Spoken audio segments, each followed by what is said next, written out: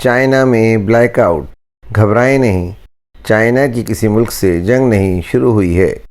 اس black out کا سبب اس کی بجلی کی پیداوار میں غیر معمولی کمی ہے۔ بجلی کی پیداوار میں کمی کے سبب چائنا کی اسٹیل اور ایلومینیم انڈسٹری کو بند کر دیا گیا ہے، جہاں بجلی کی طلب سب سے زیادہ ہوتی ہے۔ چینی سرکاری ذرائع ابلاغ کے مطابق ملک کی مرکزی صنعتی کمپنیوں سے کہا گیا ہے کہ وہ بجلی کی طلب کو کم کرنے کے لیے اپنی توانائی کی کھپت کو محدود کریں۔ طلب کو کم کرنے کے لیے گھروں کی سپلائی بھی کہیں کہیں منقطع اور کہیں کم کر دی گئی ہے۔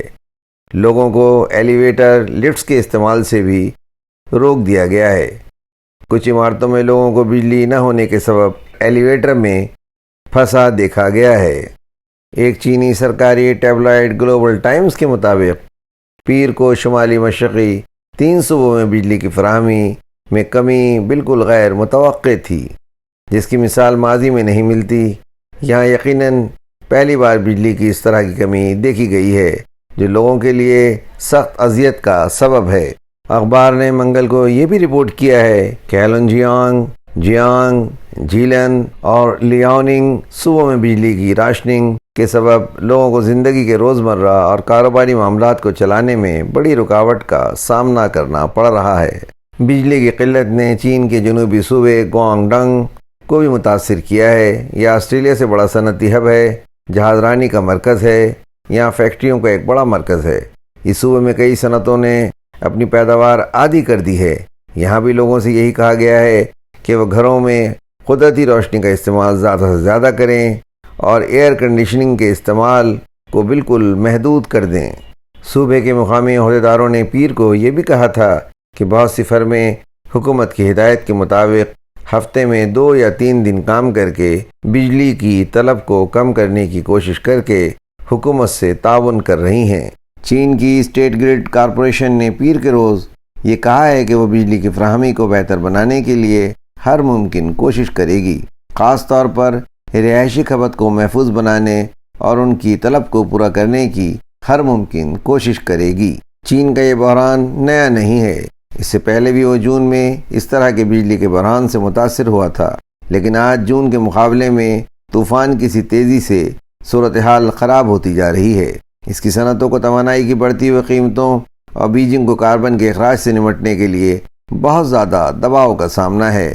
چین ونٹر اولمپکس 2022 سے پہلے بیجنگ کی فضائی آلودگی کو کم کرنے کو ضروری سمجھتا ہے۔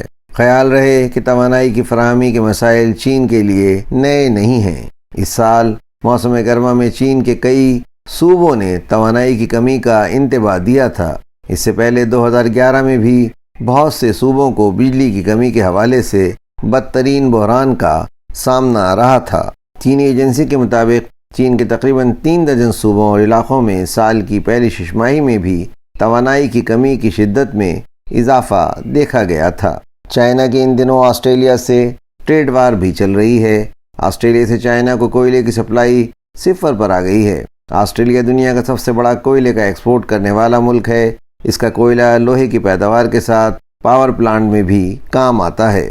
اس ویڈیو کے آغاز میں آپ کو ایسا لگا ہوگا کہ چائنا میں بجلی کا یہ بحران اچانک پیدا ہوا ہے۔ آپ کا یہ خیال درست نہیں ہے۔ چائنا بہت بڑا ملک ہے، اس کی منصوبہ بندی بھی بہت بڑی ہے۔ بڑی منصوبہ بندی کو سنبھالنا آسان نہیں ہوتا، اور ہاں، چائنا مغربی ممالک کی طرح کا بھی ملک نہیں ہے۔ اس کے اندرونی مسائل دنیا کے سامنے آسانی سے عیاں نہیں ہوتے۔ خیال رہے کہ چائنا بظاہر جیسا نظر آتا ہے ویسا ملک نہیں ہے۔ چائنا کو جاننے کے لیے اس کا قریب سے مطالعہ ضروری ہے۔ چائنا پر چائنیز کمیونسٹ پارٹی کی حکومت ہے، جو چائنا کے سیاہ سفید کی مالک ہے۔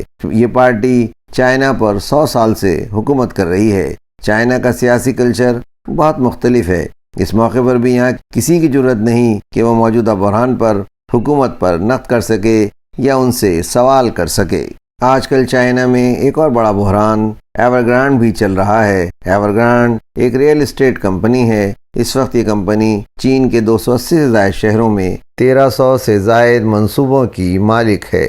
اس فرم نے $300 بلین سے زیادہ کا قرض لے کر چین کی سب سے بڑی کمپنی بننے کا اعزاز حاصل کیا، لیکن ان دنوں یہ کمپنی دیوالیہ ہونے کے قریب ہے۔ جن لوگوں نے اس کمپنی کے ریئل اسٹیٹ میں انویسٹ کیا ہے وہ خود کو اس کمپنی کے ساتھ تباہ ہوتے دیکھ کر بلک بلک کر رو رہے ہیں۔ آئندہ ویڈیو میں کوشش ہوگی کہ ایور گرانڈ اسکینڈل کو موضوع بنایا جائے۔ اپنا خیال رکھیں۔ اللہ آپ کا حافظ و ناصر ہو۔ تحریر و بیان سراج الدین۔ ویڈیو پسند آئی ہے تو لائک کیجئے، سبسکرائب کیجئے تاکہ آپ کو میری نئی ویڈیو کا نوٹیفیکیشن بر وقت مل سکے۔ شکریہ۔